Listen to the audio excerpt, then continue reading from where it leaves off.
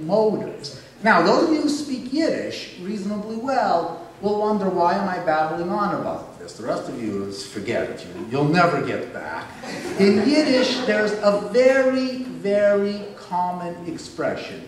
You talk about somebody, you say, or sie, he or she, is gekommen zum Ausschweins. They came in time to spit out. What this means is you arrived for the closing credits.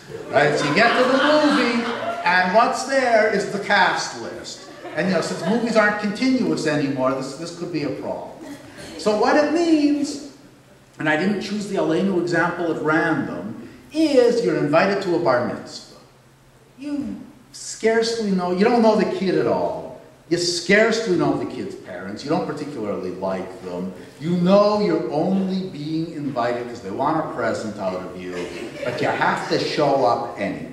So what are you going to do? You're going to get there at 9 o'clock in the morning and suffer through 3.5 hours of a service with the kid giving a speech, the kid torturing some poor mafter that never did him any harm. You got to sit there for this crap? Why?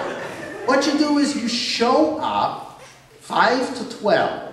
You walk in, what are they doing? They're saying Aleinu, right? You come in, you stand there with everybody else, you bow down, you finish Aleinu, everybody sits down, the rabbi makes some congregational announcements, the only one that you care about being the location of the Kiddush.